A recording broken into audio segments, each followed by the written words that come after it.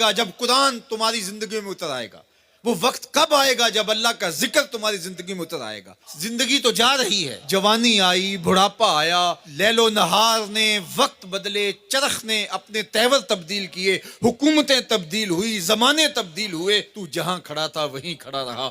40 سال عمر عزیزت گزشت، مزاج تو از حال طفلی نہ گشت۔ سعدی کہتے ہیں 40 سال عمر گئے لیکن تیرا بچپنا نہیں گیا، اور رومی کہتے ہیں داڑھی تیرے بعد آئی اور سفید ہو گئی اور تو کالے کا کالا ہی رہا۔ تیرے اندر نور نہیں آیا، تیرے اندر روشنی نہیں آئی، یہ تیرے بعد آئی اور پھر سفید بھی ہو گئی لیکن تو ابھی تک کالے کا کالا ہے۔ رب کہتا ہے وہ وقت کب آئے گا تمہارے سینے میں قرآن اترے، وہ وقت کب آئے گا ذکر سے تمہارے دل میں ارتعاش پیدا ہو، جب تم رب کا نام لو تمہاری آنکھیں آنسوں کا خراج دینے لگے۔ وہ وقت کب آئے گا جو ہی قرآن کھلے چھم چھم تمہاری آنکھیں برسنے لگے۔ علم یعنی للذین آمنوا، وہ وقت کب آئے گا اہل ایمان کے لیے، ان تخشع قلوبہم لذکر اللہ وما نزل من الحق۔ اللہ اکبر، اللہ ہمیں وہ آج دن نصیب کر دے کہ قرآن سے یوں جڑ جائیں کہ قرآن کو پڑھیں، قرآن کے حرفوں سے نور پھوٹتا ہوا، درد پھوٹتا ہوا ہماری روحوں میں اترنے لگے، ہمارے قلوب میں اترنے لگے اور ہماری آنکھیں آنسوں کا خراج دینے لگے۔ اب میں اور آپ دیکھیں ہماری زندگی قرآن کے ساتھ، اللہ کے ذکر کے ساتھ، اس کی یاد کے ساتھ کہاں تک جڑی ہوئی ہے۔ ہماری زندگی میں کہے کتنے ہیں، تفکرات کتنے ہیں، ہماری زندگی میں ٹھٹھے اور مذاق کتنے ہیں، اور عبرت حاصل کرنے کے مواقع ہماری زندگی کے اندر کتنے ہیں۔ پھر ارشاد فرمایا اعلموا، جان لو، انما الحیات الدنیا لعب و لہو و زینت و تفاخر بینکم، یہ دنیا ہے کیا جس کے پیچھے تم نے سب کچھ برباد کر دیا۔ سب سے قیمتی اثاثہ تو دل تھا، اس دل کو بھی دنیا کے لیے وار دیا۔ یہ دل تو رب نے اپنے لیے بنایا تھا۔ اے دل حجرہ رب سچے دا، یہ اس سچے رب کا حجرہ تھا۔ قلوب المومن عرش اللہ، مومن کا دل تو اللہ کا عرش تھا، لیکن اس عرش پہ بھی غیروں کو بٹھا لیا تو نے۔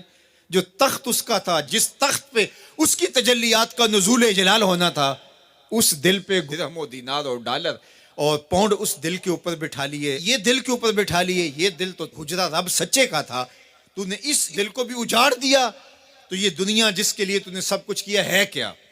اعلموا، جانو، انما الحیات الدنیا لعب و لہو و زینت و تفاخر بینکم، یہ دنیا کھیل کود ہے، آرائش ہے، اور ایک دوسرے کے اوپر تفاخر کرنا ہے۔ وتکاثر فی الاموال والاولاد، فخر جتلانا، میرے بیٹے اتنے ہیں، ماشاءاللہ بڑے بڑے افسر لگے ہوئے ہیں، میرے پاس دولت اتنی ہے، میرے اتنے بنگلے ہیں، اتنا بینک بیلنس ہے، اتنے مربع، اتنی جائیدادیں ہیں۔ انسان ساری زندگی یہی کرتا رہتا ہے۔ وما الحیات الدنیا الا متاع الغرور، اور جو دنیا کا ساز و سامان ہے سوائے دھوکے کے سامان کے اور کچھ نہیں ہے۔ دنیا کے لیے تو دوڑ لگاتے ہو، باہمی رقابت بھی ہوتی ہے، ایک دوسرے سے آگے بڑھنے کی کوشش بھی ہوتی ہے۔ اللہ فرماتا ہے آؤ مسابقت کرو، آگے بڑھنے کی کوشش کرو، الی مغفرۃ، مغفرت کی طرف، من ربکم، جو تمہارے رب کی طرف ہے، وجنۃ ارضھا کعرض السماء والارض، اس جنت کی طرف آگے بڑھنے کی کوشش کرو جس کی چوڑائی زمین و آسمانوں کے برابر ہے۔ زمین و آسمانوں کو پھیلا دیا جائے تو یہ جنت کی چوڑائی بنتی ہے، جس کی چوڑائی اتنی ہے اس کی لمبائی کتنی ہوگی۔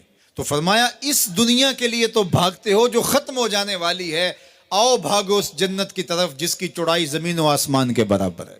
اعدت للذین آمنوا باللہ ورسولہ، یہ اہل ایمان کے لیے تیار کی جا چکی، وہ موتیوں کا محل، وہ یاقوت کا محل، وہ زبرجد کا محل، وہ خالص مشک کا محل جو تمہارے لیے بنایا ہوا ہے۔ تم نے جانا ہے اور تمہیں دروازہ کھولنے کی بھی ضرورت نہیں ہے، منتظر دربان کھڑے ہیں جو تمہارے لیے دروازہ کھول کے تمہیں مرحبا کہیں گے اور سلامتی تمہارے اوپر پیش کریں گے۔ وہ تمہارے لیے تیار کر چکا ہے۔ اصل تو زندگی وہ زندگی ہے، لیکن تم کس دنیا کے پیچھے بھاگ رہے ہو؟ اللہ فرماتا